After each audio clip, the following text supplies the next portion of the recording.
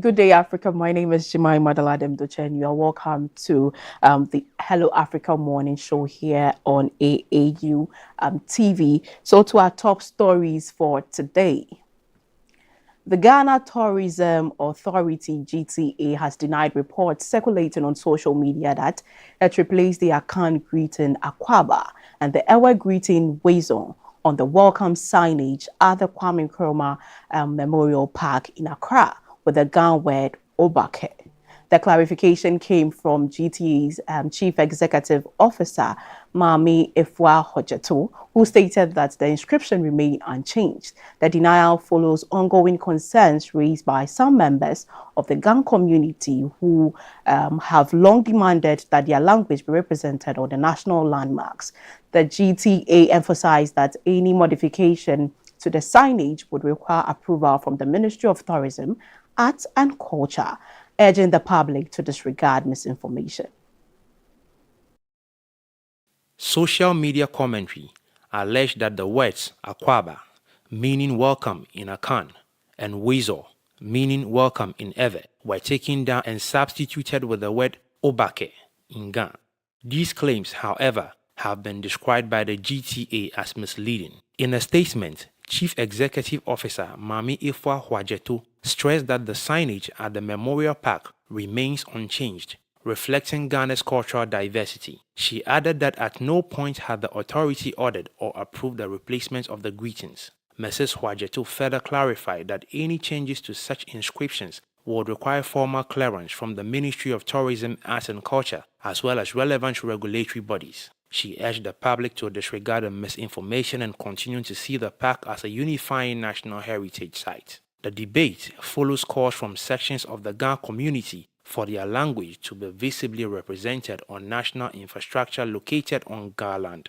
The controversy has extended to Kotoka International Airport, where campaigners have suggested that the popular Akwaba inscription be replaced with Obake. Officials caution that many of the images fueling the debate are AI generated and do not reflect official government-approved signage. Moving on, the family and management of legendary high-life musician Daddy Lumba successfully held his one-week observation this Saturday, August 30th, 2025, at the Black Star Square in Accra, following a last-minute venue change from the University of Ghana Stadium due to a noise-making ban at the traditional area. The event drew thousands of mourners, including top musicians, dignitaries, and fans who celebrated Lumba's life with emotional tribute, live high-life performances, and a vibrant display of his greatest hits. Attendees dressed in black and white, singing along with iconic tracks filled in the air. Speeches highlighted his contribution to Ghanaian music, while choirs and brass band added solemnity and energy to the night. The family and management confirmed the change, explaining that the event remains scheduled for Saturday, August 30th, 2025. The relocation was prompted by a directive from the La State Council, which has placed a ban on noise-making in the La Traditional area from August 11th to September 5th. Since the University of Ghana Stadium falls within that jurisdiction, the council formally requested that the family either postpone or move the event. In response, Daddy Lumba's team decided to relocate, ensuring that fans could still gather to honor the late musician on the same date. In their statement, the organizers emphasized that the new venue, Black Star Square, holds special significance as it was the site of a candlelight vigil held just weeks ago in the artist's honor. They added that while they regret any inconvenience caused by the last-minute adjustment, They deeply appreciate the public's understanding and continued support. Fans and industry colleagues are expected to gather in large numbers for the observance, paying tribute to one of Ghana's greatest musical icons. Also, South Africa, as host of 2025 G20 presidency, is preparing to conclude its term with a final ministerial meeting scheduled for September in Johannesburg. Of the 132 planned sessions, 87 have already taken place across SHEPA and finance tracks leading up to Johannesburg's Leaders' Declaration under the theme Solidarity, Equality and Sustainability. President Cyril Ramaphosa has launched a G20 task force led by Nobel Prize-winning economist Joseph to address global inequality and sovereign debt. The summit's major uncertainty remains whether U.S. President Donald Trump will attend, as he has criticized South Africa's policies, particularly land reform. Officials, however, say the invitation remains open and preparation will continue regardless. A central focus of this presidency has been addressing deepening inequality and the growing burden of sovereign debt, issues that continue to weigh heavily on developing nations. To advance solutions, President Cyril Ramaphosa has launched a G20 task force chaired by Nobel Prize-winning economist Joseph Stiglitz. The task force has been charged with examining global wealth disparities and recommending concrete measures to promote fairer, more inclusive economic growth. But as the countdown to the summit continues, questions remain about who will be present at the negotiation table. A major uncertainty is whether U.S. President Donald Trump will attend. He has voiced sharp criticism of South African policies, particularly land reform, and has hinted that he may send a representative in his place. In response, International Relations Minister Ronald Lamola reaffirmed that South Africa's invitation remains open, emphasizing that the summit will go ahead regardless of Washington's decision. His remarks reflect Pretoria's determination to steer the G20 agenda with or without the participation of the United States. As Johannesburg prepares to host global leaders, the presidency has positioned South Africa at the heart of conversations on fairness, sustainability, and global cooperation. Officials say the success of the summit will be measured not only in agreements signed, but in the momentum it creates toward a more inclusive world economy. With just weeks to go, all eyes are now on Johannesburg, where South Africa's leadership will be tested on the global stage and where the call for solidarity, equality, and sustainability will take center stage. Rwanda has confirmed the arrival of 7 deportees from the United States in mid-August under the bilateral agreement between Kigali and Washington. The government says each case was carefully vetted before entry approval, and those accepted will be provided with accommodation, healthcare, and workforce training. While some deportees expressed their desire to return to their home countries, others plan to build their new lives in Rwanda. The move comes as Rwanda, along with Uganda, Eswatini, and South Africa, partners with Washington on deportation agreement and arrangement, drawing criticism from human rights groups concerned about safety and international law violations. Rwanda has announced that the first group of deportees from the United States arrived in the country in mid-August as part of the bilateral agreement with Washington. According to government spokesperson Yolanda Makolo, 7 individuals were received under the arrangement, which allows Kigali to review and approve each case before granting entry. While their identities remain undisclosed, officials say the group is being supported with accommodation through an international organization and closely monitored by the International Organization for Immigration and Rwanda's Social Services. Authorities confirm that those approved to remain in Rwanda will be offered workforce training and access to healthcare. Out of the 7, 3 have already requested to return to their home countries, while the remaining 4 intend to stay and rebuild their lives in Rwanda. Earlier this month, Kigali announced its willingness to accept up to 250 deportees from the United States under President Donald Trump's anti-immigration policy. Earlier this month, Kigali announced its willingness to accept up to 250 deportees from the United States under President Donald Trump's anti-immigration policy. Rwanda is one of 4 African nations, alongside Uganda, Eswatini, and South Sudan, that have entered into deportation agreement with Washington. But human rights experts have warned that such deportations may breach international law, particularly if migrants are sent to countries where they could face torture, abduction, or other serious abuses. US-based mining setup Cobalt Metals, backed by Bill Gates and Jeff Bezos, has been granted 7 permits to explore for lithium in the Democratic Republic of Congo. The permits, announced this week, cover a 4,500 square kilometer area in Manono, home to one of the world's richest lithium deposits. The company will begin geological surveys immediately using AI-driven technology as Congo seeks to expand its role in the global green economy. Officials say the move could attract further investment, but campaigners warn that mining ventures must prioritize transparency, local benefits, and environmental safeguard in a country with a doubled resource history. Cobalt Metals has been granted 7 permits to explore for lithium in the Democratic Republic of Congo. Officials confirmed this week that the licenses cover more than 4,500 square kilometers in Manono, a region already recognized for hosting one of the world's richest lithium deposits. Lithium, a critical mineral used in batteries for electric vehicle energy storage, is seeing demand surge globally. Analysts project that demand will quadruple by the year 2035. Cobalt, which uses advanced artificial intelligence to drive mineral exploration, said it will begin geological surveys immediately. The company is already leading development of the world's largest cobalt project at Kolwezi in southern Congo.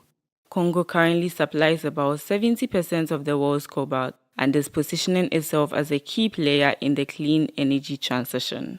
Officials say the new permits could help attract further foreign investment and cement the country's role in global green economy. But campaigners have raised concerns, stressing that new ventures must ensure transparency, provide tangible benefits to global communities, and maintain strict environmental safeguards. They warn that without such measures, Congo risks repeating its long history of corruption and conflict tied to natural resources.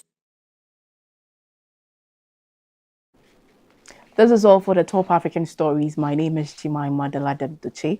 Up next is News Review. Stay tuned. Are you interested in empowering your university through digital storytelling? AAU TV is organizing an intensive 4-day masterclass, a program designed to transform how your university tells its story. Join us from September 9 to 12 this year at the Association of African Universities headquarters in Accra, Ghana, where you will immerse yourself in hands-on training sessions, receive one-on-one feedback from award-winning communication experts, and explore state-of-the-art practical digital media production and storytelling techniques to create impactful educational content. Connect with peers, exchange ideas, and walk away with actionable strategies to boost your university's digital presence.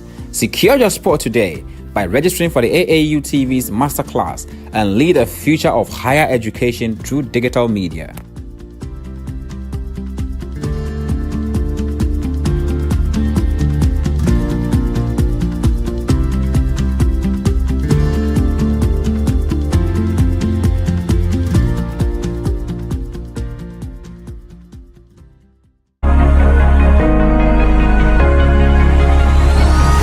Africa.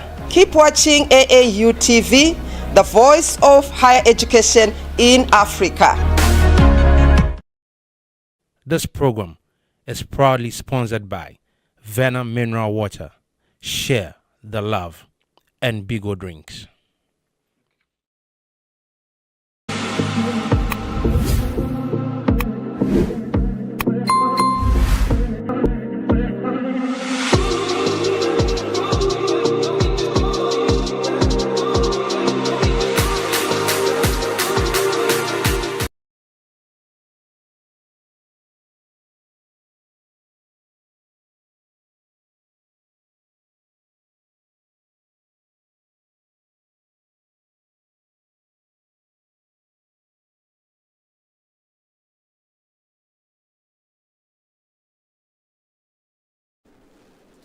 Bienvenue l'Afrique. You are welcome to the Hello Africa Morning Show. Yamamu Akwaba, Eba Hello Africa Morning Ijumadi. And now I'm tempted to do this in the Ghana language. Do it. Obake. And we'll be talking about why we are doing all these greetings and ending with the one in the Ghana language. My name is Philemon Edwards, and I'm here with my brother, Dr. Ajiman Ochre Dakon. Thank you very much, Phil. You forgot about Wezo. Wezo, my goodness, before I am charged by my fellow Ghanaians. Yeah, I mean, Wezo. Forgive me, Wezo. my watching people. Forgive me. Wezo. Wezo. Yeah, Wezo. Sure. Okay, so the show is officially open now. With greetings from all across. We did only French for Africa and a few in the Ghanaian languages. Yeah, Ghana, yeah. This is a major discussion for us today. Why the phrase Akwaba and Obake is trending in Ghana is a big deal. Yeah. I don't know if you have seen some things flying around social media and Definitely. I mean, a whole lot.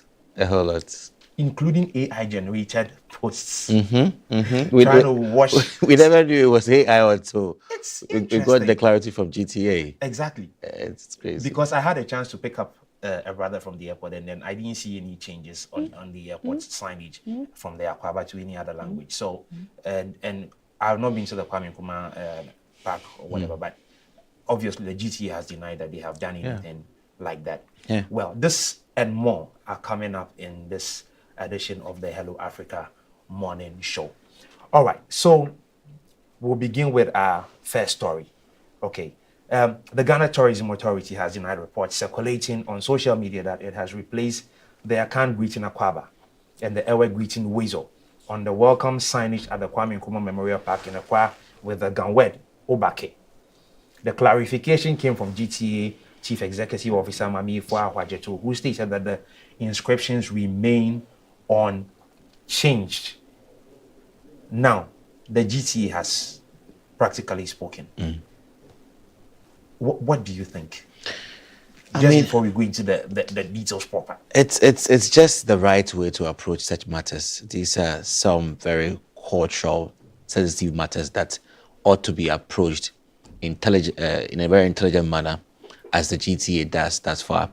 You know, there were some very heated exchanges on social media. If you go to Facebook, it's more of like a netizen war on the Ghana people trying to claim their authority as the domain for the capital, and therefore it's the rightful place for them to have Obake replaced with Akwaba. But the way people are discussing this matter on social media is different from how the Traditional Council, the regional ministry here in Accra, and also the Ghana Tourism Authority handles the issue. Yeah. We are being overly sentimental about this, and we have to calm down before we create. We would actually create for ourselves a national war between the Ghans and the Akans. I mean, Akwaba means welcome, Wezo means welcome, Obake means welcome. Yeah. There's nothing wrong if we decide to decorate the airport with all these three languages. Yeah. To tell anybody that, Akwaba is welcome, it remains the same. Have you heard of Obake or Wezo? They all mean the same thing. I mean, it's diversity, a cultural diversity, which is also a unifier to our country as well. So there's nothing wrong here. And we shouldn't take this to a different level that will negate our efforts thus far as a country. Obake, welcome, Wezo, Akwaba, all makes the same sense, and we can do it. I've been thinking about something. Like I said, I had a chance to pick up somebody from the airport, so I see the Akwaba sign is still there. Yeah. Have we imagined, this is just my thoughts, having probably, like you see at other international airports, you probably have English definitely saying you're welcome or showing you signs. In fact, some of the signages at the airport show you like arrival, and it's written in French. Departure is also written in French. So would it be bad to see Akwaba as it says in Chi, Obake in Ghana, Wezo in Ewe, probably in French as well? You know, saying all written in one space. Okay, I mean, and I'm coming from the point where it's not about a tribal issue. This is just saying Akwaaba in different languages in Ghana, and also putting probably the French one there, just to show you that this is an international airport. These have been my thoughts. So, okay, you have brought a very important point. And today, every agency or institution responsible for this will get its fair share of the matter. The Ghana Bureau of Languages was established to serve as an intermediary between the English language, which has been the language we have been using out of colony. So, having been colonized by the British, we are all succumbed to the English language. So everybody needs English to understand. Even examinations from BC to WASI, it's all in English language. okay, Go to our roads. Every signage, please wait, please stop, go, stop. Everything is in English. But go to China. China has not changed its language. If you go to China, its streets are all decorated. Every signage is in Chinese, Mandarin. Why? Because they would not, for any reason, belittle their culture for anything. We as Ghanaians have people reading the Bible in Twi. okay. We have got Twi versions in Bible. We've got Ewe versions of Bible. We've got different versions of the Bible in all these languages. It is today that we are reconsidering the need to inculcate our own traditional elements with one basic factor as language into our daily lifestyle. What would have been wrong if a signage says Kowenim or Gina? Okay. How do you say stop in Ga? Okay. Okay. Obake in let's say Teshi. Because it's diversity. Yeah. So if I go to Teshi, I see Obake, I'll ask, what does it mean? They'll say, welcome. So it becomes another value of language to my bouquet of languages. That's how we build the richest of our tourism. Okay. But we have succumbed to English. Even at the airport, who was it made for? Was it made for the foreigners? Was when they come in, they are convenient, they find it. But when Ghanaians are traveling, we have people going around the airports, going in circles because they don't get the English. Are we English people? Is that the point? Are you an Englishman? We are not Englishmen. We were colonized, doesn't mean we are from there. We are Ghanaians. We have got our basic traditional languages, Twi, Ewe, Gadagbe, and a whole lot more, Fanti and Co. What stops us? What stops us from integrating these local languages and blending them around in our day-to-day life? So, for some reasons, we are also a contributor to this issue. Today, we see the need to add Obake to the languages, to Akwaaba at the airport. I love the idea.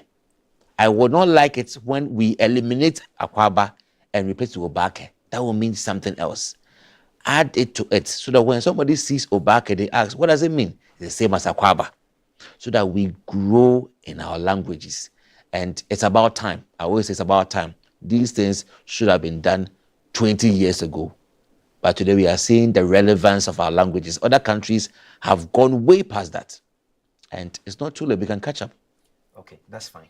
Well, that was just by way of introduction. And we'll talk deeply about this Definitely. lifestyle segment. Yes. Now let's go to our main story for the news review, and it's a story regarding tuition abroad.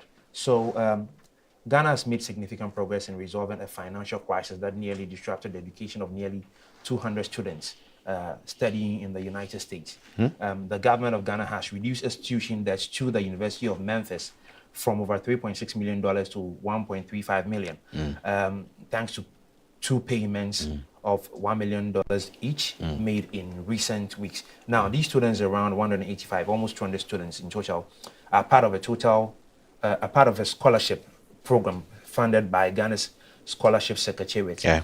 They were at serious risk of being evicted or deregistered or eventually deported if the government didn't make monies available to the University of Memphis. I mean, a deadline was set, and thankfully the government has been able to make two payments already. There's still some balance left, a little over $1 million, Yeah. but at least some payment has been made so far to keep the students still in school. When I came across this story, the first question I asked myself is it possible that these people, these students studying abroad, are doing courses that cannot be studied anywhere in African universities?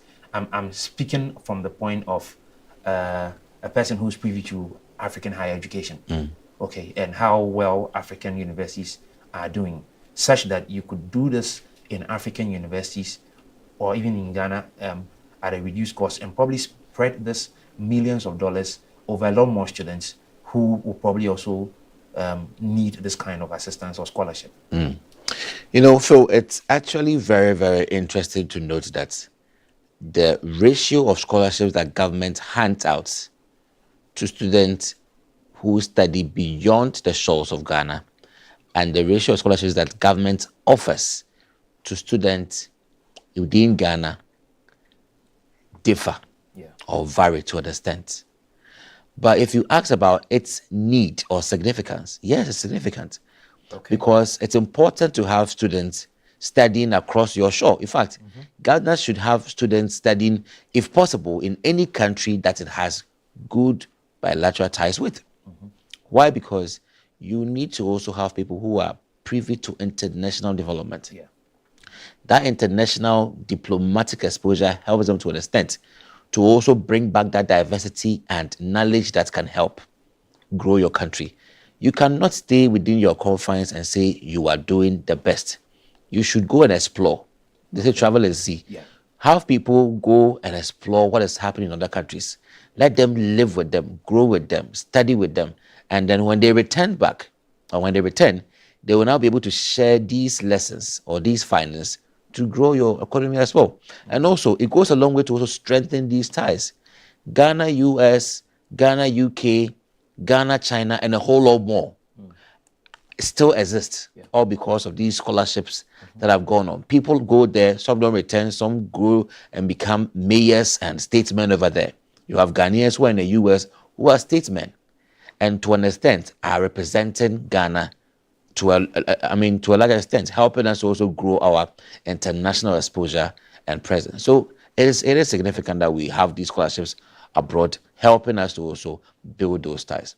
It's all about managing these scholarships. Yeah, that's a beautiful submission, and I like the point of where you're coming from in terms of diversity, so that our people also have some international exposure, and we are able to leverage that for the Ghanaian people. So I'm looking at the percentage of the number. I know that some Ghanaian students definitely also do go to African universities, not beyond Africa. I just do hope that eventually we are able to balance out the numbers such that there's also a good representation of Africa, Ghanaians in other African universities. I'm not even thinking about just cost only, but I'm thinking about how much African countries I've always spoken about the synergy when it comes to African countries. Like, I am just so interested in the fact that I'm a Ghanaian. I'll be able to be in Nigeria, understand the Nigerian culture, understand Nigerian politics. You know, you studied in Nigeria. Yeah. I mean, so things of that nature. It gives you... You know, there's an ironic spell to this issue. Okay. You know, many years ago, I can't tell which year was that, somewhere in the 1978, 1980, the AAU used to be one of the very important numbers when it comes to scholarships. Okay. And there was one scholarship that was meted out by the American government. This scholarship was to enhance inter-African students' mobility. The goal for this scholarship on face value was to help Africans mobilize or exchange students across its own selves and prevent this whole Africa to another continent thing, but rather focus on our within continent student exchange.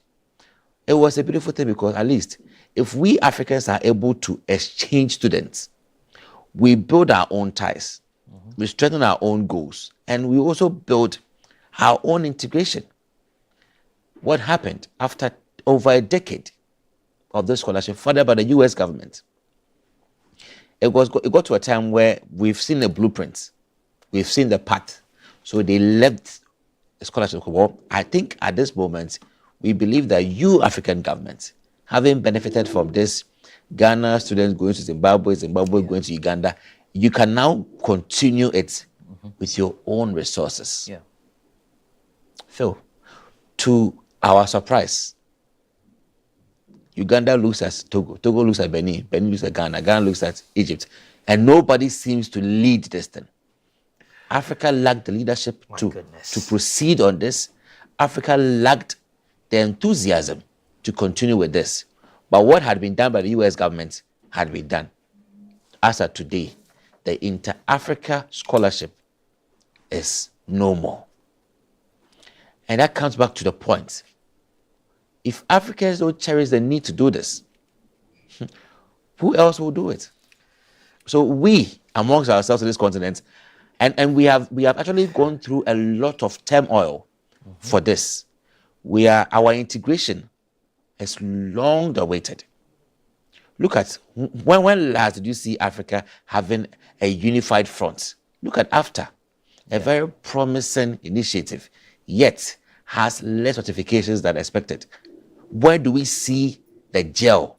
We have few countries working with it than the others.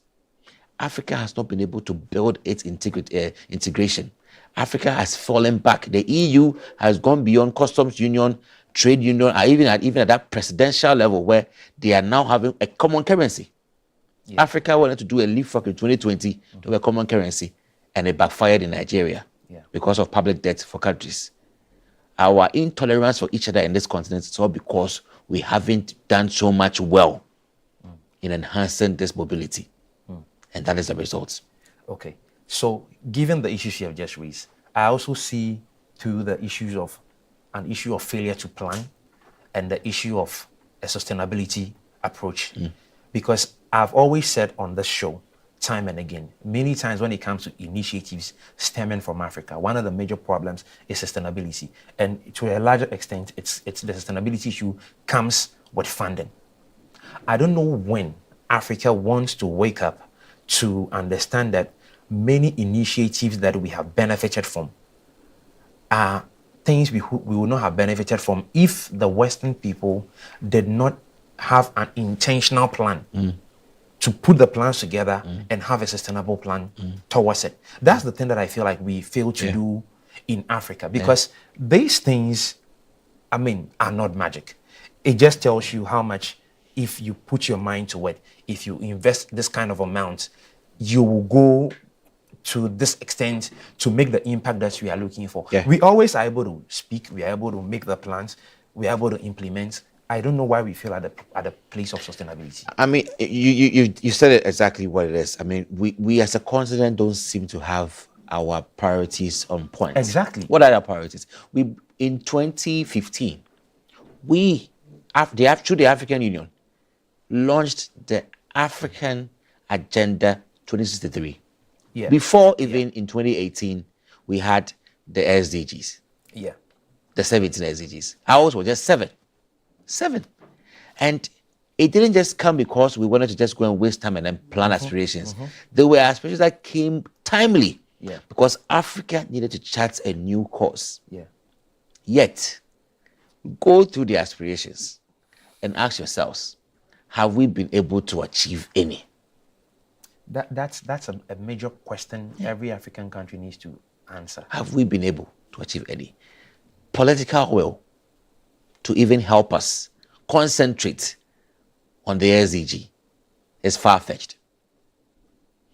In 2020, the African Union's goal was to silence the guns.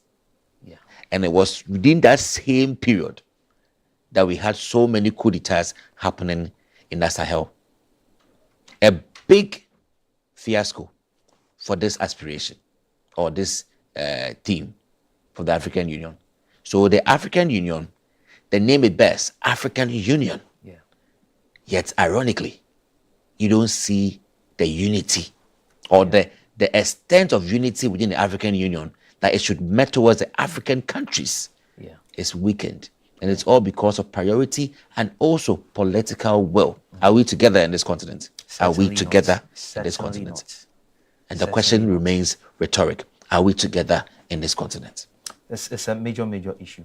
And beyond all of these, I just do hope also that when our graduates are done with the scholarships and they benefit, whether they remain there or not, they just have to try to remember home and come back to do some investments of their knowledge that they have acquired over there.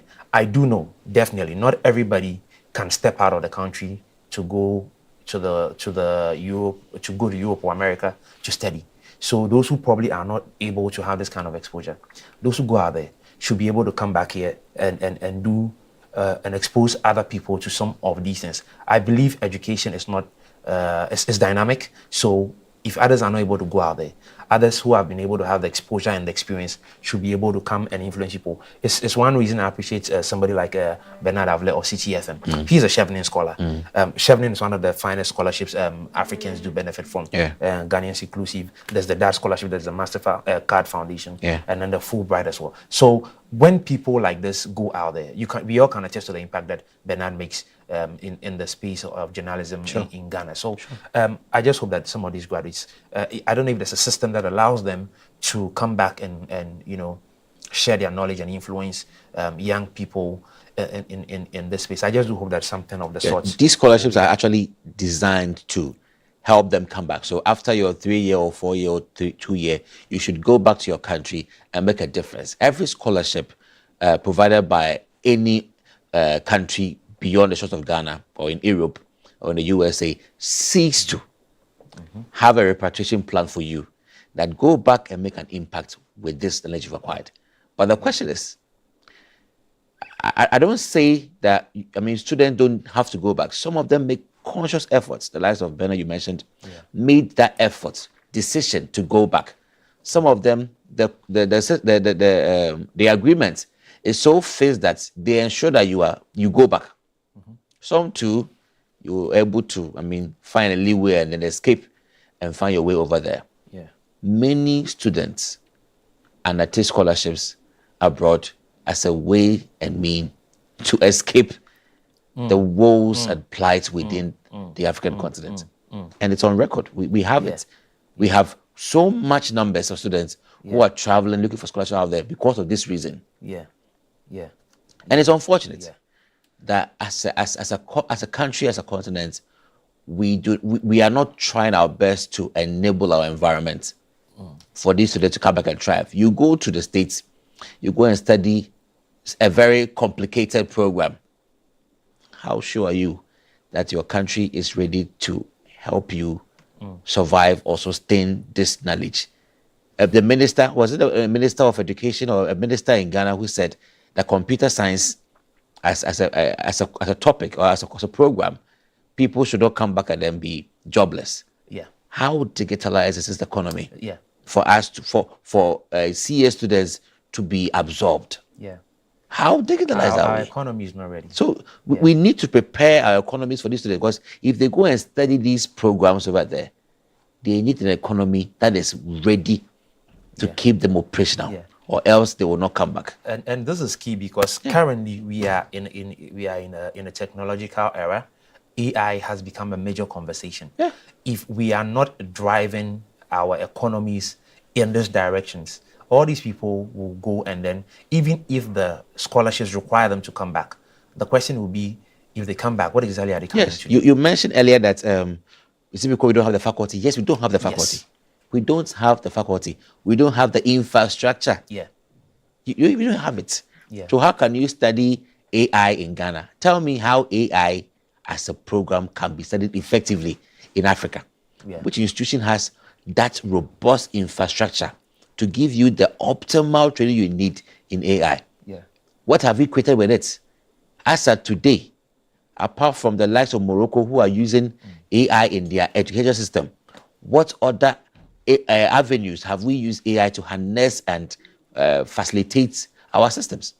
There are lots of question marks that we have to look at. This is a very key issue of discussion right now. So I just do hope that our governments across Africa are listening to us, so that when it comes to scholarships and people have to go out of the country to study, there's a sustainable plan, number one, such that we don't have issues of debts threatening the academic truncation of the futures of these students, because you can agree with me that it's the students need a sound mind to study. But I'm grateful that the government has made some arrangements such that this is not going to be a major problem. From what we hear, what is happening is that these delays happen because of the issues of change in governments, because Ghana just had a new government come in. So that's how come this has taken a bit of time to settle, to be settled. Yeah. So hopefully we don't have these problems in the future. But on a larger scale, we just need this influence to be large, and then Africa and Ghana benefits through this. There's a message here coming from Andrew from UPS, and he says, for us to change African education, what are some of the solutions we can come up with to bring such courses into our educational system for students to study here in Africa? That's a good question coming from Andrew, and it's just basically what we discussed that. Yeah. If you don't have the infrastructure, sometimes there's this make or buy policy or move that you make as a government or as an institution. If you make it or if you pay for it, which one will be best for you? Which one will be very efficient for you? If you build a university for artificial intelligence in Africa or in Ghana, the amount you spend in it, would it be the best thing to do rather than sponsor students to go and learn AI in the University of Memphis? Mm-hmm. So you must weigh the options. Yeah. Since 1957, after independence, how many universities has the state established? Yeah. And which areas have they been established in? So we need to think about it. Do you want to then go and build a mega laboratory for artificial intelligence? Can you afford to do that? If not, there's already one in the University of Memphis. Yeah. Sponsor them, let them go and study. Yeah. And then prepare the economy to absorb them. Because I come back with AI expertise, and yet I have no state organization, no state institution to employ me. Yeah. Now I'm handed over to the private environment, which is also very competitive.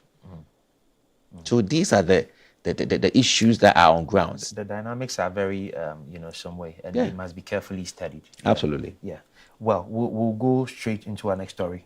Before that, I'll just read another message. And it says, it is difficult for our students to want to stay in our country because lectures make almost everything theoretical.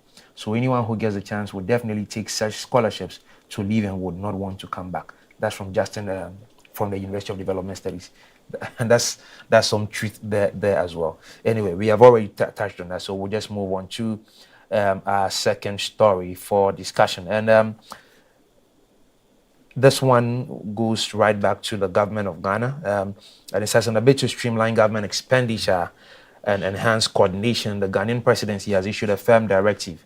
And the directive is that no government official or minister or deputy minister, CEO of state enterprise or political appointee is permitted to attend the 80th UN General Assembly in New York without prior written approval from the Chief of Staff.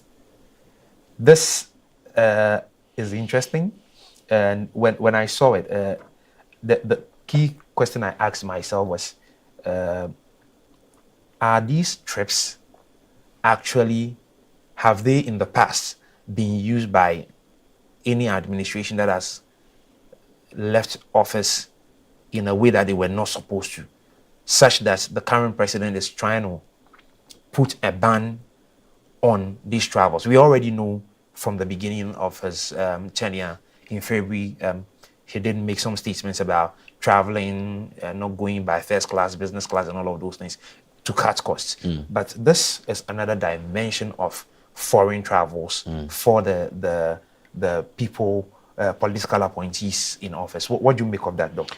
Well, it's such a very stern approach to cost cutting.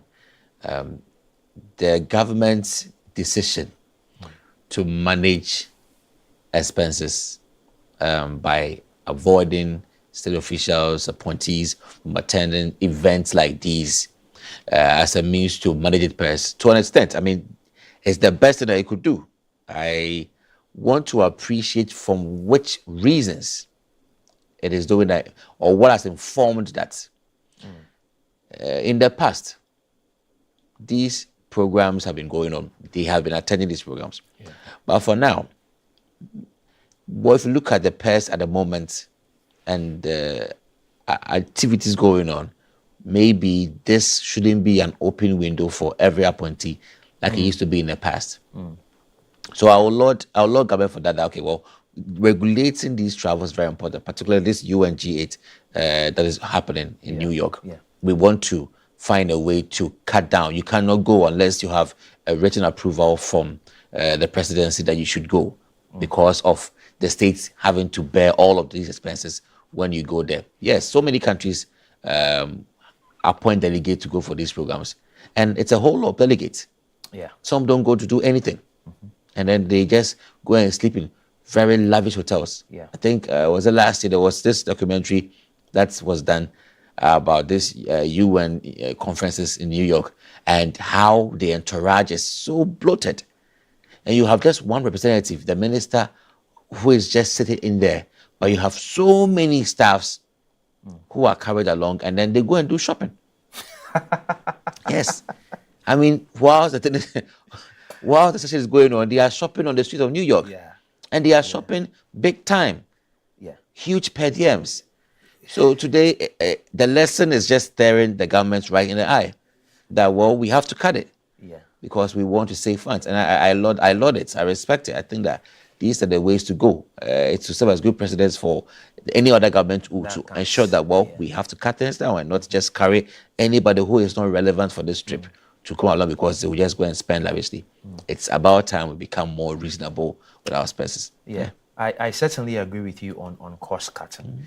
The issue here that makes a bit dicey for me is that the ban affects participations of side meetings, panels, bilateral discussions, and receptions, whether government funded, which like we can understand, cost cutting. The other part is self-funded and third-party sponsored. That's the key thing for me.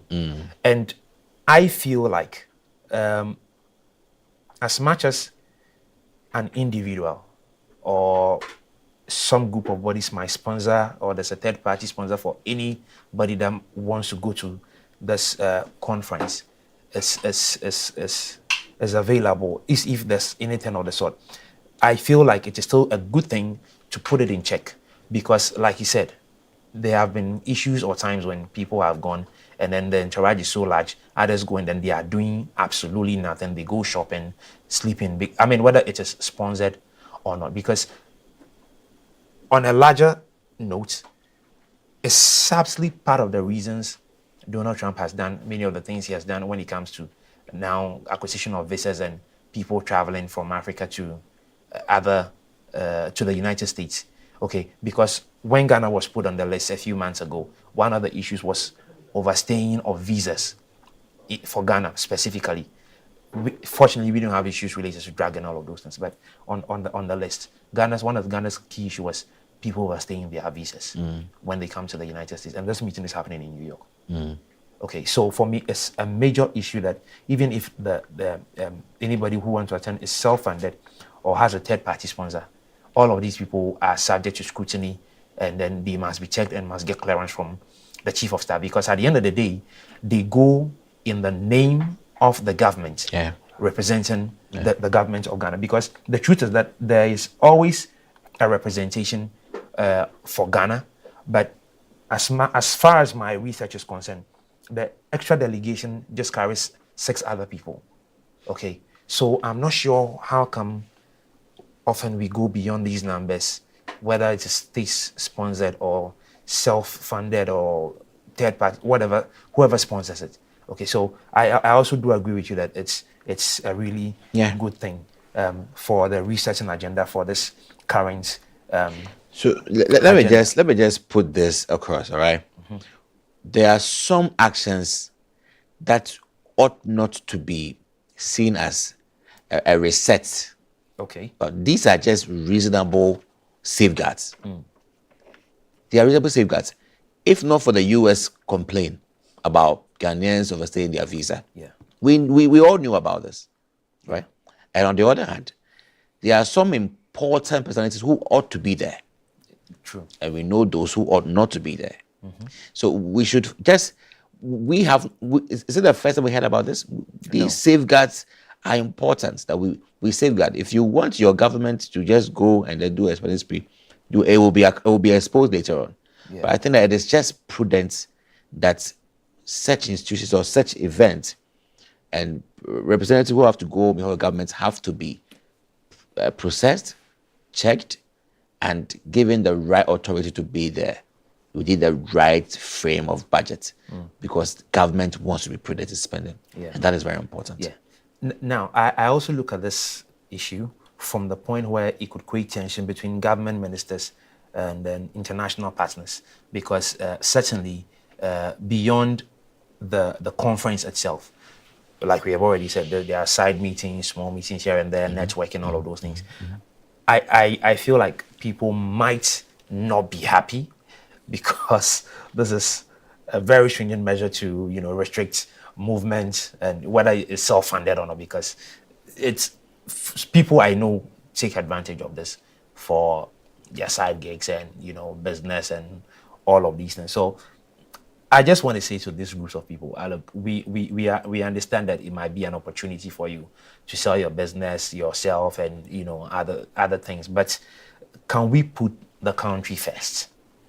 Okay, can we put the country first ahead of our individual aspirations and ambitions? Remember, we are trying to build the country together and the continent at large. So for once, let's try to be supportive, because like Dr. Ajimana said, it's not an issue of a research specifically, but just prudent management, and then we will know that based on these things, if any other government comes subsequently, we can hold them accountable for some of these things.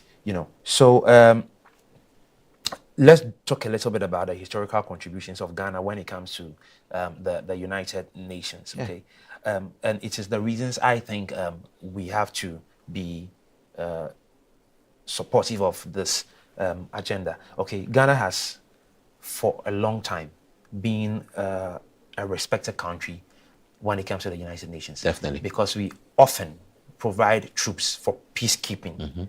And when it comes to deliberations over diplomatic issues across the continent of Africa, Ghana sits at the top. And we have also contributed to the UN Secretary General office, Kofi Annan. So we are a key stakeholder within the UN space. Yeah. So for the sake of people like Kofi Annan, for the memory of him, and other issues. Okay, for example, Ghana is one of the founding members of the United Nations. So how can we not keep a good reputation, and would rather want to be going there with bloated numbers of entourage when we go to such places, and then at the end of the day we have our name in disrepute? Because I'm coming from the point where, unfortunately, sometimes when it comes to things like sports, we have had issues where people are bundled into a squad of players and they travel abroad, and sometimes some even run away from the hotels of lodging, and they don't return. Sure. There are still issues like that in the sports fraternity that are still under investigation, and we have not even finished talking about it.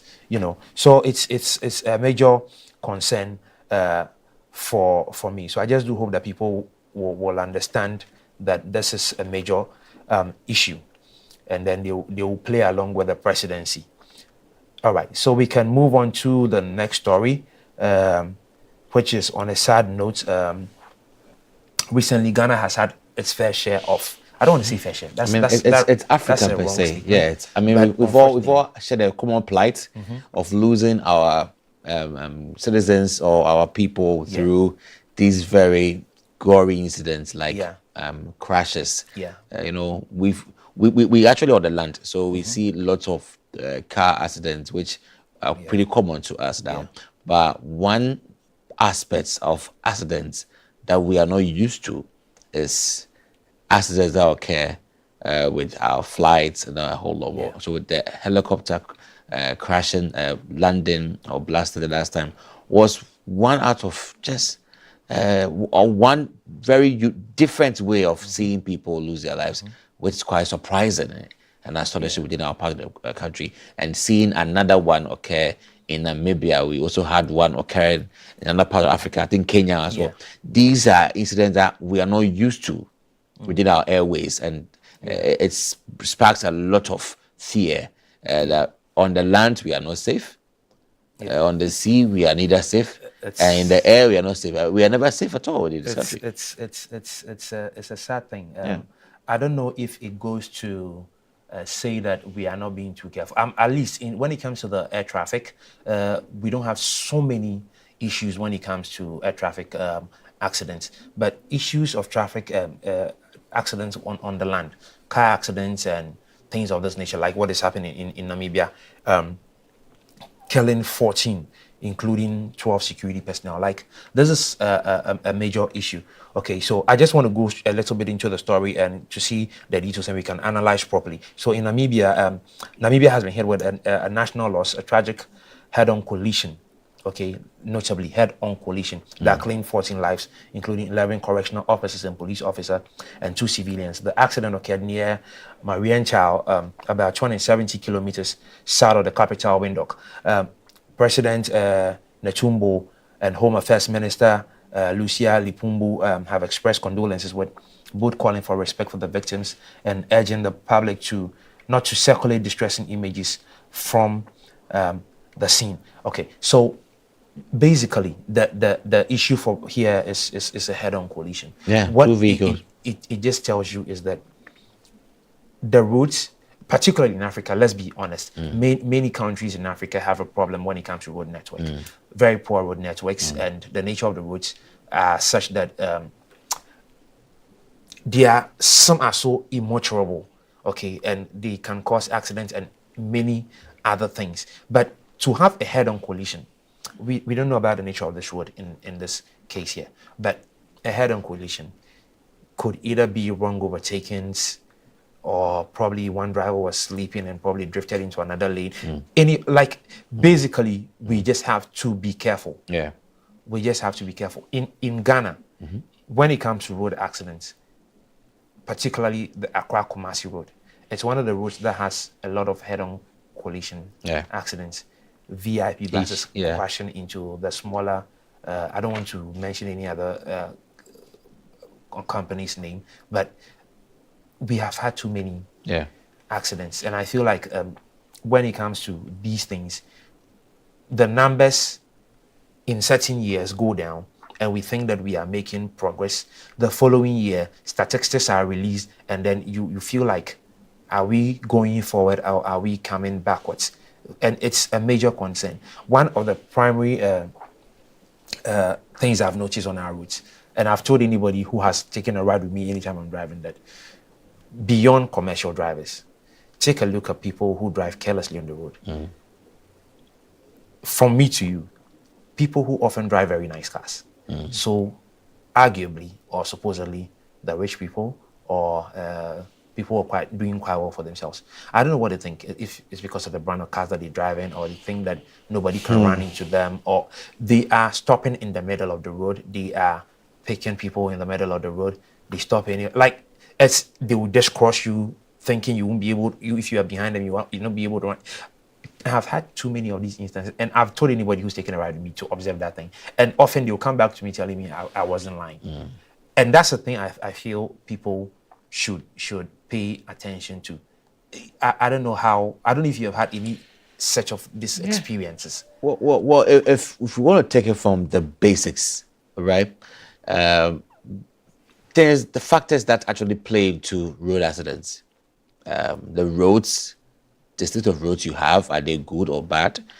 The speed limits you are driving at. Which is a thing a lot of people do not take care of. Yes, the states of the driver, him or herself, and also the condition of the vehicle they drive, and even the weather conditions. So these are all direct or indirect factors that may cause an accident on the road. Now, take the ones which I think are more exclusive, that plays 100%, have 100% contribution or impact. The state of the person driving, the condition of the vehicle, and also speed limit and the road. These are very centralized factors. The case in Namibia, for example, it's a vehicle that was carrying prisoners. Yeah. Do you know how these things work? When you see the police moving around, they have their siren on. Apart from the ambulance, that is supposed to be given total pathway, no matter what, because the ambulance has an emergency and therefore should be given pathway to go. Yeah. The next people who should be allowed to pass, no matter what, is the police, security forces. Yeah. So the police will come at top speed, and everybody is supposed to park aside and they allow them to move because it's an emergency. They are carrying prisoners and they cannot wait in traffic like you and I will wait. Security-wise, is dangerous. Yeah. So you allow them to move. Well, maybe there was an overtaking in this case where they had to overtake a vehicle just to make headway. Yeah. But the other vehicle approaching perhaps had no idea. It was just a split second and there was a collision. Now, let me share something that I left out that will make you wonder why this accident had to happen. Now, from a report in 2020, 22 deaths per 100,000 people, compared to the UK, which has 2.3. 22 people to 2.3 in the UK. This is crazy. Now, both vehicles involved in this accident belong to security services, which raises the question about, number one, vehicle conditions, driver training, and internal protocols for transporting personnel. That is the point. So I think go beyond these two, internal protocols and then the other one. Now, as I was saying, if you see the Ghana army coming from the other side of the road, and then the Ghana police also coming, these two security forces don't wait in traffic. They all have their sirens on, they are moving at top speed. So if you find these two approaching each other, who stops? That's a major problem. So you just want to imagine what happened. I saw the prisons authority coming, or the prison service coming, and then the police service also coming, all at top speed, all want to make their headway, overtaking each other. Who should bypass the other? Before you get there to do the report, the question is, there is no human being to give you a candid feedback on what happened. Yeah. You blame it on vehicles. You blame it on vehicles. The vehicles were bad, so you couldn't brake. This is a head-on collision. This is more of a human error than the That is it. vehicular thing. That is it. I think that there ought to be a deeper look into what really happened. They saw each other coming, or it was just a clash within a split second. Bam. It's more of a human error. I feel like many of these accidents can be prevented. Because this scenario you just narrated, I've seen it many times in this country. One of the things that I have never understood is how we cannot use the protocols to make way for traffic. One of the things I've seen anytime the president is moving is that he almost always has a very long convoy. So the dispatch riders, you have probably about 5 of them, probably about 2 or 3, 4, 5 kilometers ahead. Create of the pathway. Convoy, who always Create the pushes pathway. Yeah. Why can't the other security services, if their emergencies are that important, create a similar protocol for communication along the way? Because anytime the president is moving, particularly along the main Liberation Road all the way to Ibri, you see those dispatch riders 2, 3, 4 kilometers ahead of the main convoy, making way. At every intersection, there's a police officer that is definitely holding a radio, probably communicating to the next police officer at the next intersection, making sure that the traffic has stopped so that they have moved. But time and again, like you just narrated, you see either the police or an ambulance or the armed forces in traffic, and then the one that hurts me the most is when they move in the other lane against oncoming vehicles.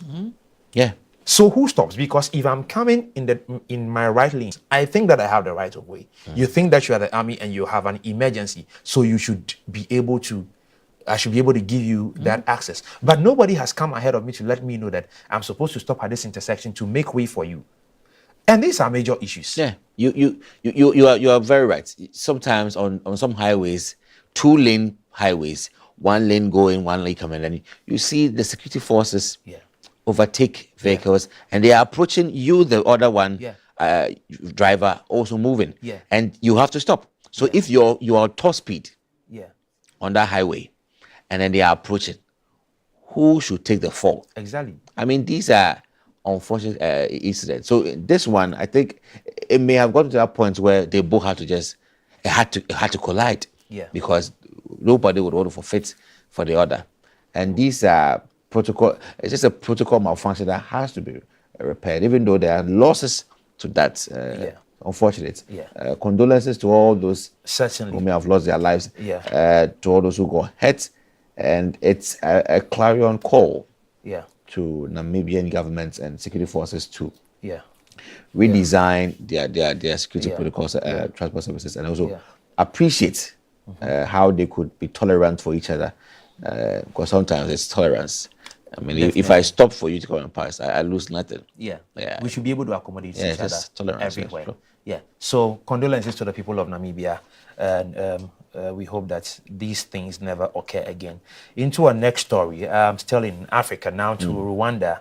In mid-August, Rwanda received its first group of 7 migrants deported from the United States under a bilateral agreement that potentially covers up to 250 individuals. The migrants were vetted by Rwandan authorities before transfer and are being housed by an international organization with oversight from the International Organization for Migration, IOM, and local social services. Among them, 3 expressed a desire to return to their home countries, while 4 intend to remain in Rwanda and begin new lives. These individuals are set to receive healthcare, accommodation, and workforce training. Doc, what do you think about this arrangement with the United States and some countries now? This is not the first we have heard for Africa. I mean, we Ghana had its own with the Gitmo 7 or 5 who came down. I mean, that's what the US does sometimes. The US just seems to find a way to deport people. But my first question, is that a right thing to do? When you don't send the people to their country of origin and you're sending them to another country for whatever, probably for asylum or whatever. I don't know whatever reasons are behind that though, but is that a right move in the first place? It's international politics and diplomacy matters. If the country, on the other hand, is able to agree to these terms, who am I to say it was a wrong move? Sure. But the risk, like with the Gitmo issue, these were war detainees. So the recipient or the receiving country was on the radar, because you have got detainees you've got war criminals from a very dangerous country, which you have agreed to receive them, and then for you on their radar. The earlier you actually let them leave your place, the better for you, because you are getting yourself into a very heated space. So if these are not war criminals, but just people who have, through wrong immigration, have gotten them hands on the wrong side of the U.S. law and have been deported, and there's an agreement which is very fair, clear, and concise, and Rwanda is a very sane, a very organized government, have agreed to accept these people and live with them. I think that there's nothing wrong with it. It's just a way of the U.S. also upsetting immigrants who are in their country for wrong reasons. And if Rwanda says, I will take them, why not? It's all, the burden is on Rwanda to ensure that they also play their part of the bargain, having signed the agreement. I mean, like you said, it all comes down to the agreement that Rwanda has with the United States. But human rights groups have raised concerns about the secrecy of these agreements. And they think that the conditions should be looked at, because they are raising concerns about these people probably facing some sort of abuse in Rwanda, which is not their home country. To a certain extent, I think the human rights groups may be right, but it also depends on how much security Rwanda is willing to give to these people when these people have arrived in their country. Because per the agreement, as far as I know, they could transfer as many as 250 people to Rwanda for whatever reasons. So when it comes to what the human rights groups are saying. Do you think Rwanda should be concerned that what the human rights groups are saying are a major issue, especially because we don't know the content, the detailed content of the agreement? Okay, we just do know some parts of the agreement. Do you think that Rwanda is safe? I am. Well, it's false on what I mentioned earlier, that if these are not persons who are brought there because of war or war criminals like the Gitmo people, then it's a different point of view. If just immigration or immigration malfeasance, then these are just normal areas to put people who don't want to go back to their country. We'll just fix them somewhere else. About the quality of life that they'll be receiving over there, the fact that they've been immigrated to a different place or sent to a different country they're not from, or not a place of origin that they know of, doesn't mean that they should be subjected to torture or bad living. There are so many due diligence have been done in this case. So the US, as a key player in this, will ensure that whatever conditions of life they will be faced over there wouldn't be one that is demeaning or would go against their human rights, because they are in the right spectrum to relocate them somewhere else. It's happened so many times. And for this case, it's no different from it. And Rwanda, as a country, to accept the terms, there should have been an exchange in there. So there should have been a fair exchange that puts Rwanda in that condition to also oblige this agreement and provide the necessary amenities that will keep these people living in a very fair manner, unlike they were in the US. So all this due diligence, I believe, is done to ensure that there wouldn't be any backlash against this activity, even though it's not an illegal thing to do. It should be sure that there should be due diligence. And on the note of it's not an illegal thing to do, I am just happy to note that this settlement supports things like accommodation for the deportees. It includes job training. It includes good health care. Okay, and then the fact that they have been given the options to either go to their home countries or to start a new life in Rwanda, I feel like it's not too bad an option, because we do know what Rwanda stands for in Africa at the moment, one of the finest countries you can be in Africa, and they are doing a lot for themselves. Okay, so I do appreciate the fact that these deportees have the option to either stay or to go back to their home countries. But on a scale of, on the international front, I think that Rwanda is probably being strategic and positioning themselves to have proper alliance with the United States. Definitely. I mean, for you to help the US in this manner, it tells that you are also, you have so many ties with them in several ways. And it's a good thing. They are not just doing it on their own. US is providing grants to help them with healthcare, accommodation, job training, a whole lot more. So it's not just a Rwanda headache. If you look at Rwanda's population, they range in from around 7, 8 to 9, 10 million. They are not so much people. So Rwanda is positioned to have more people within their space, not on their own expense, but on the shared expense with the US, based on what the agreement says, that the US will be providing funding for them to ensure that these people are living their normal lives and also having the right kind of healthcare and accommodation that they need. So it's more of like a help you, let me help you affair in this case. It's a 50-50 affair, helping the US to accommodate people who are flooding its space. And then they also help you take care of them. It goes like that. So Rwanda accepting is just the best they could do to help them. They stand to also gain some benefits in there. Definitely. We hope that it's fulfilling, because these people if I throw away people from my space, it means two things. It's either they are a menace to my environment that I'm bringing to you to accommodate, or because I can't accommodate them, not because they are bad people, but because I can't accommodate them, I want to now share with you. There are people in the US who are homeless, who've come in illegally and are doing nothing productive. How do we deal with them? They can't be, I would say, integrated into the system because they are here. Yeah. We don't do that. We were required that you come in the right way. So for this reason, we want to deport you to a different country. We will take care of you there as well. It's like that. Yeah.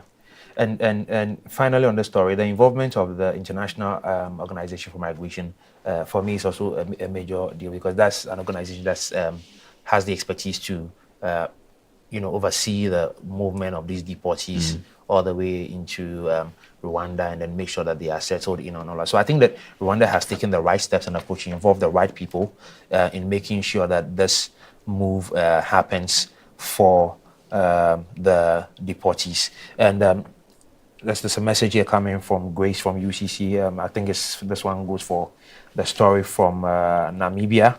And Grace says, this is such a sad story. May their souls rest in peace. Yeah. Certainly.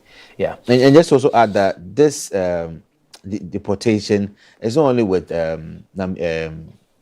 Rwanda. We also have countries who are yet to also unfold through the agreement, like South Sudan, Eswatini, Uganda, and like others who, I mean, recently President Trump met with South African leaders, and I think one of those he discussed was about this as well. And a few of them agreed, a few of them too are yet to agree, and that is what's unfolded, because they really want to deport people. He's doing the $1,000 for deportation. So if I meet you and I said, I want to deport you, take $1,000. If I had to, we just deport you.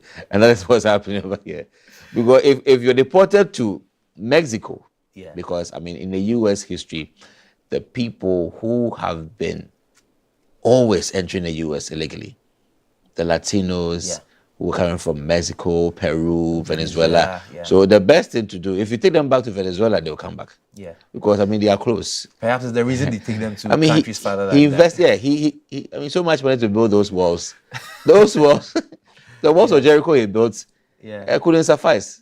I mean, people are still finding ways and means to make their way into the country. So the best thing to do is take you far away from that make place. It very difficult, and that is, for you to come back. It's unfortunate to be in South America, and because of immigration, you are carried to Africa. I mean, that is, it's unfortunate though. Well, anyway, kudos to Rwanda anyway for putting in the right measures. Let's see what the other African countries are also able to do, and I hope that they do the right things. Let's go into the next story. We'll do a bit of sports on this one. And Morocco has just made football history by becoming the first team to win the African Nations Championship, which is CHAN, for the third time. The Atlas Lions defeated Madagascar 3-2 in a dramatic final at the Moi International Sports Stadium in Nairobi, Kenya, on Saturday evening. Star forward Osama Lamloui scored twice, including a late match winner that sealed the title. Madagascar opened the scoring with a stunning long-range volley in the 9th minute and fought hard throughout, equalizing midway through the second half, but it wasn't enough to stop Morocco's charge to glory. The win cements Morocco's dominance in the tournament's history and caps off an unforgettable CHAN campaign. I want to congratulate Morocco on this. Winning this for the third time. It just tells me one simple thing. Like we said last week on the show, the CHAN is the opportunity for domestic players from the local leagues of these various countries to come together to represent the teams at the African level. This one organized by CAF. So if Morocco has won it for the third time, it just tells you one good thing, that Morocco has a good setup when it comes to the local league and football as a whole. So, I mean, it is not a surprise to me that at the last World Cup, they were one of the countries that went the farthest in the tournament. Even that one, these are with players who play in other foreign leagues. But to win the CHAN for the third time, absolutely amazing. Congratulations to Morocco on this. Doc, I don't know what you think about this. Yeah, I think that it's a big kudos to Morocco for this effort, and for the third time, it tells the good work they are doing in their football, the players they are bringing out, the quality of play they're bringing out. It's not just by chance. For 3 times, you say it's by chance, but it tells us a strategy to build a formidable front for that, and it's a big lesson to all of other African countries who also want to study the investment Morocco has made within its field of sports and football, because you can tell in the women football CAF Cup, They also did very well. Yeah. In fact, Yeah. Morocco played very well in there to make it to that top. So you can appreciate that it's just not just a one-sided growth, but they're seeing that growth cut across even the female side and even the male side, which is a good plus for Morocco. Yeah. And just to wrap up on football, whilst we congratulate Morocco, the leagues are going on an international break because qualifiers must be played.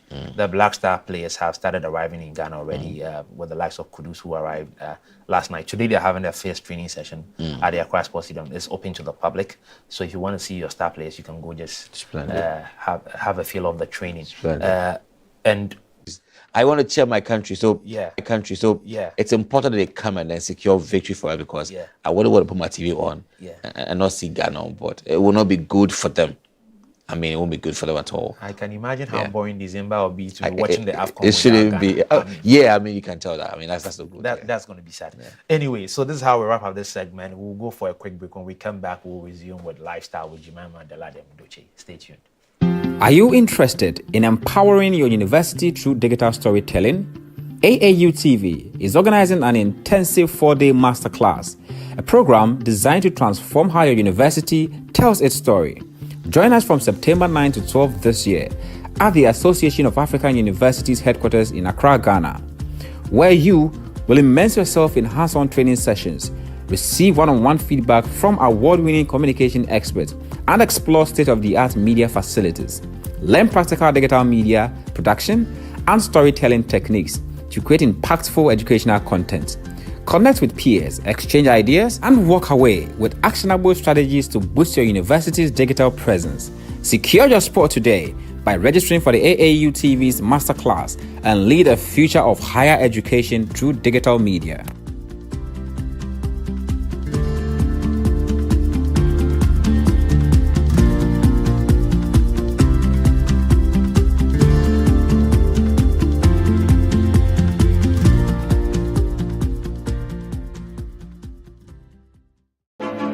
Explore a whole new world of exciting visuals with AAU TV. Get ready for a mix of interesting talk shows, interviews, discovery documentaries, and news on AAU TV.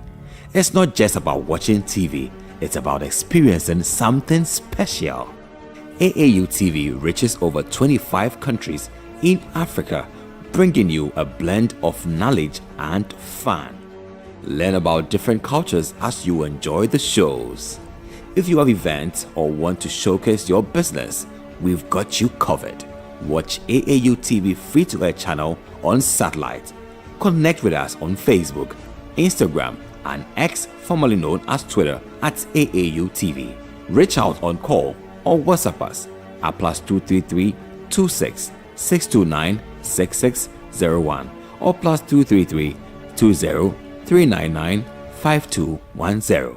AAU TV, the voice of higher education in Africa.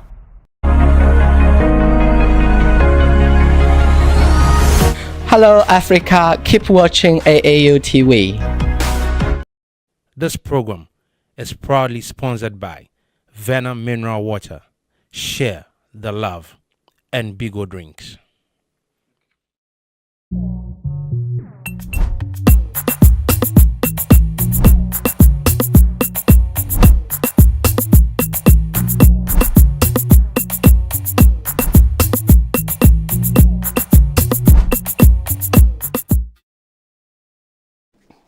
Welcome back from the break, and it's still the Hello Africa Morning Show. My name is Jemima Daladem Doche, and you're welcome to the lifestyle segment.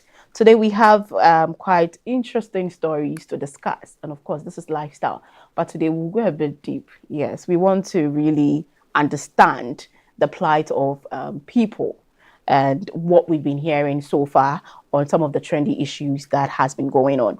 So this story, we begin with a story over language dispute which erupted over the Kwame Nkrumah signage. So a fresh controversy has erupted at the Kwame Nkrumah Memorial Park in Accra, where a recent video showcasing or that shows the welcome signage has been altered. The traditional Akan greeting Akwaba and the Ewe greeting Wezo have reportedly been replaced with the Ga inscription Obake. And this development was confirmed in a report filed last Thursday, August 28, 2025, at exactly 3:26 p.m.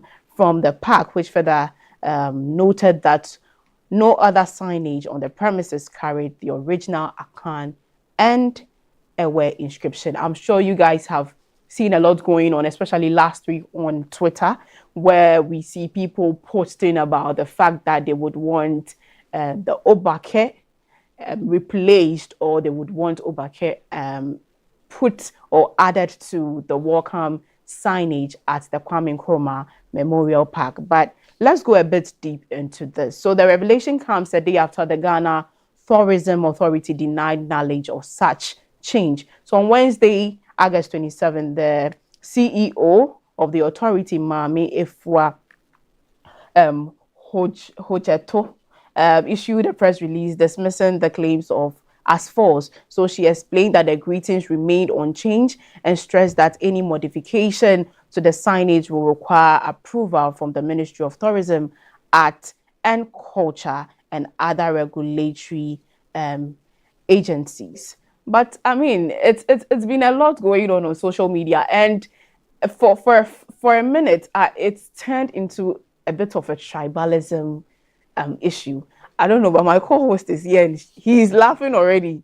Have you heard of what's going on? I mean, last week, for me, I heard it, I think later I saw, the first post I saw that drew my attention to this whole thing was a post by Bella Mundi, where she was dressed in the Akan apparel with the whole, with people in her hands, and she was like, imagine me at the airport welcoming you back. She said, won't it be beautiful, or you say I should go and sleep? And then I went through the replies in the comment section, and then I was like, oh God. But what do you think of this issue? To be honest, my initial reaction was that, is this even necessary? I mean, I do appreciate our cultural diversity as Ghanaians. I love it, and I appreciate it so much. But is it necessary? Is it necessary? Because for us to understand this issue, what brought it up in the first place? Why did people suddenly erupt with this suggestions that the GTA should change the signage at the Kwame Nkrumah Memorial Park? Now it has gone to the airport, and we are thinking of other notable landmarks in the country where they are thinking Obake should be added to. Exactly. All of these things. I mean, to be honest, it's not a bad idea if I get to understand why these people are promoting all of a suddenly, because I mean, Ghana has existed over 60 whatever years after independence. Yes. Why now?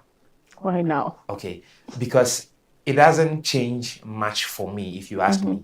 But then again, there's some truth in there if people from the Ghana area are asking that, because the capital is in this place. There is one thing that's going on, and it's, the people from the Ga community are saying that the Ga language is somewhat missing in the system. So the petition is to demand that Obake be included at the Memorial Park. And as you said, it went ahead to the airport, where, it was photoshopped, the Akwaba was taken out, and then Obake was replaced. And I don't want to sound equally, I don't have an issue with people trying to advocate, but there's been a lot I've been hearing. Back then in our JHS school, when you are speaking your language, your birth language, your name is written as exactly.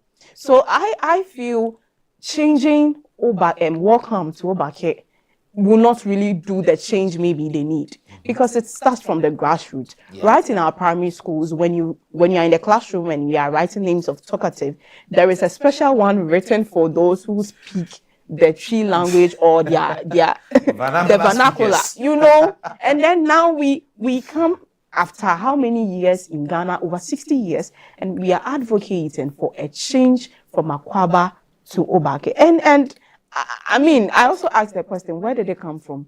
Where did we start from? And there are two sides of it. Well, one group is saying that they should take out Akwaaba and put Obake.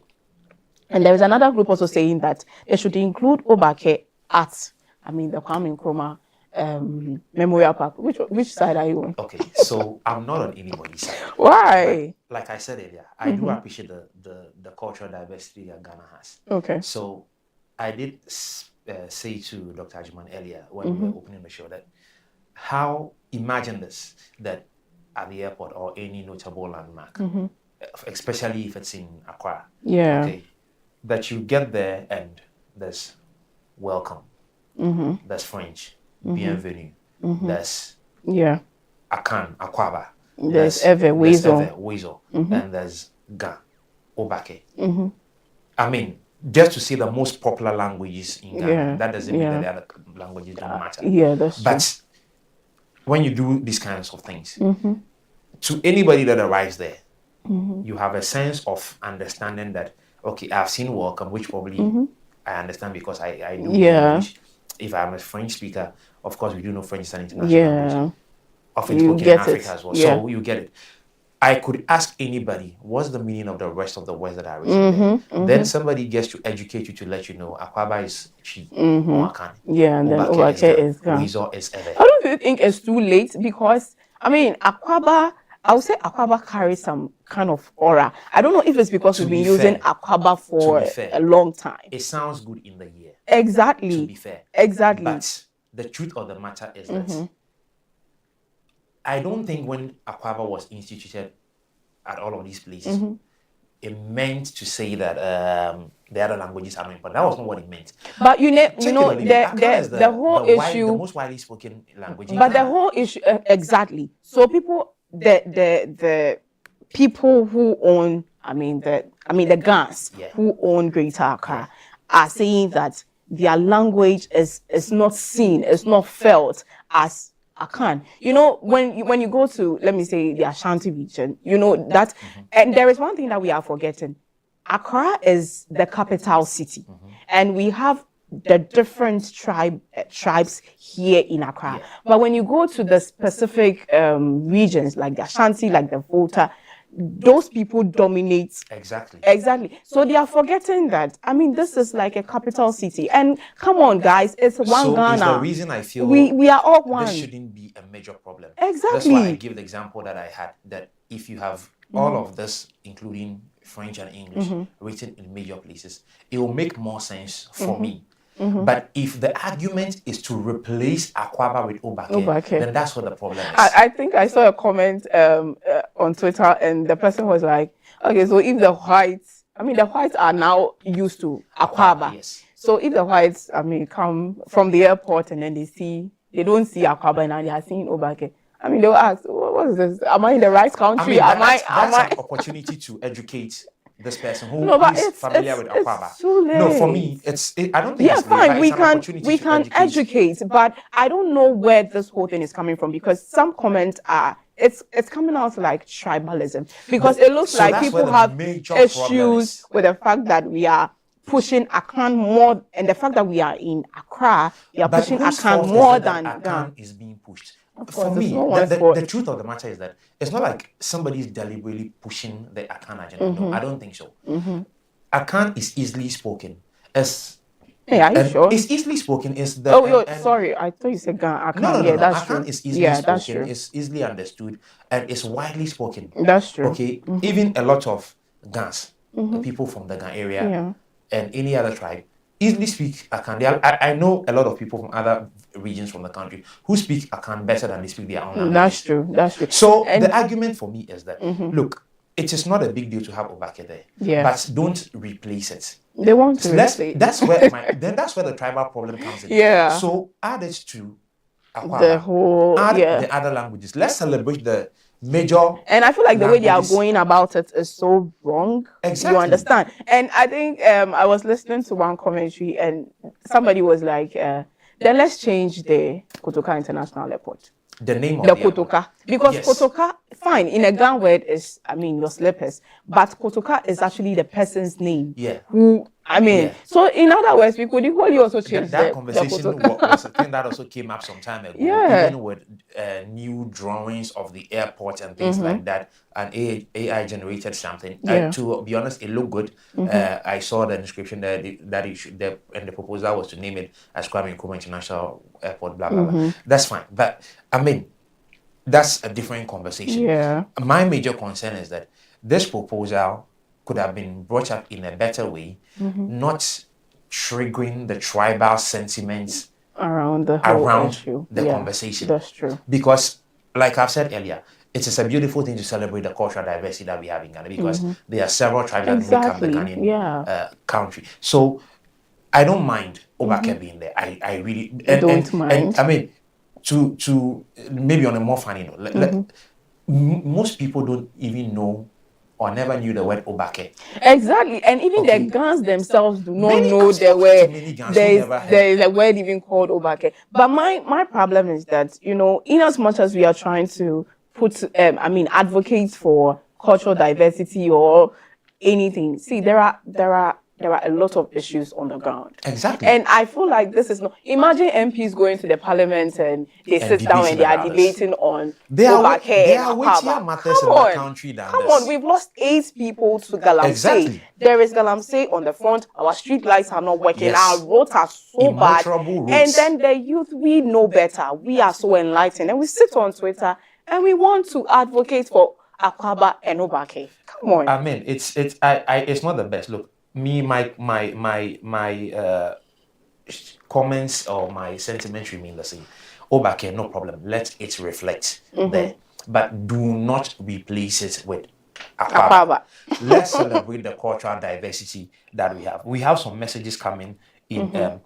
Let's just look at them. This one from Stephanie from Akwacha University says, "Why don't we put all 3 translations together to clear all these debates and drama?" Exactly what I was saying. Let's celebrate the cultural diversity. Yeah. I will have a challenge if the petition is saying or is strongly suggesting that we replace it. The replacement is the problem. Let's celebrate the cultural diversity. Yeah. Put the every major edifice where we think it's an opportunity to showcase the can just showcase cultural that. whatever. Let's Yeah. put these things there. But you know, Including some French people are having their own part of this, and I took some comments from Twitter, and this is from Tekin Tree, and he says that 2025 we are fighting over Akwaaba writings, while the road connecting these 2 cities is a death trap. Come on, now Kumasi, now it's even Good. scary going to We were Kumasi. talking about accidents a few minutes ago. Exactly. Some weeks or months ago, we lost 16 people, Yes, 16 youth. In fact, kids. Come on. Yeah. And now this is what we want to And be we want to be talking discussing. about Welcome Akwaaba and no. Obake. It's not a big deal. It's not a big deal. And then this one is from Aeroplane Fitar, and then he says that you reach Ghana people, them attend, them say you no need. Come on. Guys, Come let's on. we understand. Let's be realistic. We will promote the cultural diversity. We will promote everybody's culture, but this shouldn't go so deep to the extent that people are now creating and saying this tribe no, that tribe no, this tribe should not overshadow the other tribe. Come on, guys. But look, if I had my own way, just this is my final comment on this. You know, from JHS or JSS, whatever, coming up, I did GAN in school. At a point in my school, Chi was introduced, and I felt like I had not GAN for so long, so I wanted to do Chi, and I moved to the Chi class. Then I was in JSS 2, so I did, and that's what I wrote for BEC. Okay, yeah. Look, I didn't have regrets because it's giving me an understanding from what I had done all along doing GAN, which many schools were doing. So for me, if the people of GAN think that we are promoting Akan over them, I feel like it is their responsibility to make sure that the GAN language is equally promoted, because like we have said, many people didn't even know what Obake. We have never heard it. Exactly. And when the name surfaced online, a lot of people were even struggling to pronounce it and make meaning of it, until I watched the video hearing the Gamanche say Obake. Then I Now. understood because I had an argument with somebody and somebody said Obake, like we were trying to make Everybody spent is needless having their minutes trying own, to yeah. even just pronounce it. Yeah. So if our people think that the Ghana culture or language is not being promoted, I think that the onus lies on them to do everything possible for it to be properly promoted. I also and think through the there assistance should of the be GTA some. as well. I also think there should be some form. It should start from the grassroots. Yes. Because, I mean, in our primary schools, for me, that's why I attended those times, there was no GAN. It was when I was finishing school that they introduced GAN. Okay. So, I mean, I think it should start from the grassroots, our educational system. There should be proper allocation. If you want, I mean, for cultural diversity, for those who own the land to know that, okay, fine, they own the land, and then we could live peacefully, but not too much tribalism and then all that. Anyways, so we'll move to the next story, and it's on the 1 week observation for Daddy Lumba, which draws a lot of emotions and tribute. So over the weekend, there were thousands of mourners who gathered at the Blaster Square in Accra to honor the 1 weekend observation of the high life legend Daddy Lumba, a celebration packed with emotions, music, and reverence for the cultural icon. But Phil, let me ask you, were you there? I wasn't. I just watched videos online. Hey, Phil, why didn't you go? This is Daddy Lumba. I didn't honestly plan going there. Okay. Look, I Lumba is one great guy. I do like her songs and all that, but I just didn't make the time to go there because I had other schedules. Yeah. Unfortunately, I understand I mean, I also saw videos. I also didn't go anyways, but I also saw videos online. I saw some of these great singers, Sarkodie, and there are a lot of people, and it was filled with so much emotions. I saw Sewa Ame here. You know, Sewa is also very close to she's one Daddy of Lumba. his biggest fan. Yeah, exactly. And I mean, there were performances from people, I mean, from these top stars, including Sarkodie, Pat Thomas, and others who brought, I mean, the crowd together in songs and dance. I mean, letting us remember that, I mean, Daddy Lumba has contributed so much to our music and, I mean, to the music industry. So what do you think? First of all, I think that it was well organized per the videos I saw. It was well organized. A lot of people went. And there was a lot of people. Yeah. And for some reason, originally the University of Ghana stadium was supposed to be the venue, but it had to be changed because of the La Council. I think it's a ban on noise making. Yeah, ban on noise. But I thought they were done anyways. It's still I think it's yet to probably this week or next week, something of the sort. So it had to be moved to the Independence Square.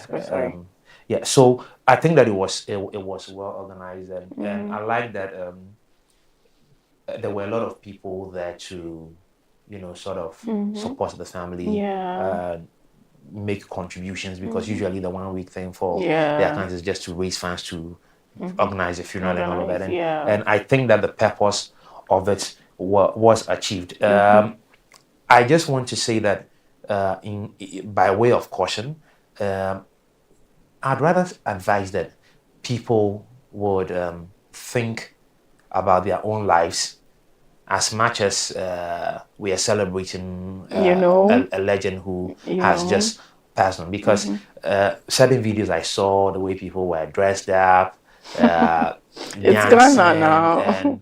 It's Ghana. Africa has a certain kind of euphoria around funerals and dead people. Like, for a minute, I thought we were at a party. Exactly. So I feel like sometimes we overdo things, or we for a minute forget the reason why we have gathered at that space, celebrating the person who we say we are celebrating. And so I feel like there should be that level of decorum. Let's learn to give some respect to the dead, because look, this person has, as much as we all loved Lumba and everything, he's got a family. So imagine you're related. Yes, I saw the wife. Yeah, and then you see people probably,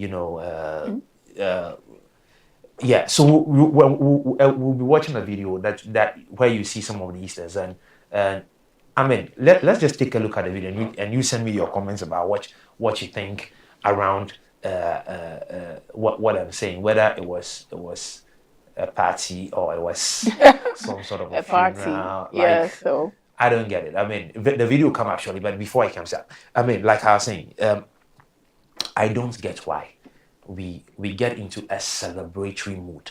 Maybe it's a celebration of life.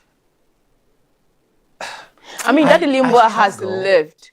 He has impacted the music industry. He's been known. There's no doubt about that. Yes. So, in as to... much as I also felt, I think I saw a video where somebody was throwing money. Exactly. When somebody was performing. Exactly. And yes, for a minute I asked, is it a party or is it a 1 week? But then, guys, let's take a quick look at the video and then we'll be back.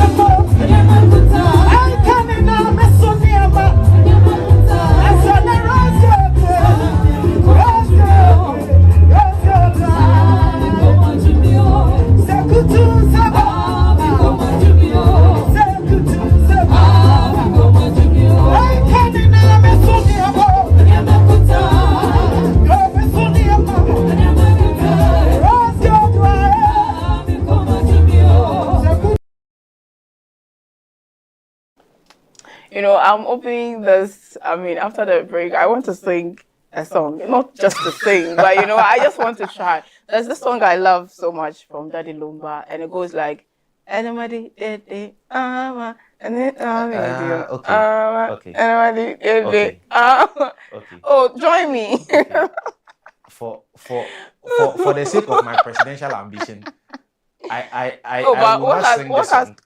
has the presidential ambition got to do with it? Has this everything anyway? to do for me. But I know that song you're talking about. That's the Abin Waha song. Oh, okay. I don't know the title. One of the songs of Lumba that made a lot of impact because let me say it was more of like a party song. To celebrate the life of Lumba, it's amazing that in his over 30 to 40 years he had over 30 albums. Yeah. It's the largest amount of albums I've heard any Ghanaian artist do. I mean, arguably, I can even extend it to Africa and with over 200 songs. Like, as well. Yeah. And the thing about Lumba's songs were that for every life situation, then there was always a song you could find that is addressing. And that's the thing that's I so much loved about Lumba. Yeah. Anyway, so I'll read a comment here, and this is from Gifty. Gifty is from Legon, And she says Ghanaians will always make sure they enjoy themselves no matter the occasion, whether it's a funeral or a wedding. Okay, Gifty. And then there's another message with Okay. regards to the earlier story with the Yeah. Obake and all of that. And Blessing says, we are all Ghanaians and these things are not supposed to create division. Absolutely. I Well, so yeah. much agree with you. So some additional information from Daddy Lumba's stories that the candlelight vigil begins as early as August. No, it's already happened. Oh, It okay, it's happened, already happened. Oh, okay. Early. That's Yeah. how the funeral plan started. So it started with Oh, okay, okay. a vigil, which happened on the 2nd Yeah, that's of true. That's August. true. Yeah. And then that's how come it was planned for. They planned for this. But before we go, you saw the video, right? Yeah. You saw the money. You saw the performance. Look, Obapa Christie was just doing her thing. Are these spraying things of money. planned? Sometimes I ask myself if someone all is for going the to grams. I mean- is going to perform, do they tell their fellow, oh, so when I'm performing, Look, this is social come in." media. It's for anything is possible just for the clouds. Oh, but for me, no. the whole point is, like Guys. we were saying earlier before we went to watch that video. Is that even Mm-hmm. necessary? Because look, consider the circumstances and Yeah. the which you're doing these things. You may love the artist who's performing. That's Yeah. okay. That's fine. But it's this show. Maybe it's a celebration of life. I don't guess how this is a celebration. I mean, I mean, it's- as you said, Daddy Lumba has lived 60 years No and problem. has But- have had 30 Look- 30 years in the music industry. Have released over 200. Well, maybe these are my personal sentiments, so I'll probably leave it there. But I just personally feel like some of these things are just so unnecessary. Because if you're an artist and you are performing, you're doing good. I love your songs. I could give you the money back, say Charlie. No, I we can't. want, I shouldn't we be want doing the it on camera. socials. I No, mean, we well, want the socials to see. no problem. It's fine. It's Anyway, fine. so that is it for lifestyle. And of course, we are looking forward to more. And of course, stay tuned with us next time, same time. My name is Chimai Madaladem Doche, and this has been the lifestyle segment. I did this with Philemon Edwards, and earlier we had Dr. Ajimano Chedakon here with us. Make it with us next week, and then also keep following us on the Association of African Universities on Facebook and YouTube. And we'll be back on Wednesday also with the midweek news. Take care and have a great week ahead. This program is proudly sponsored by Venom Mineral Water, Share the Love, and Bigo Drinks.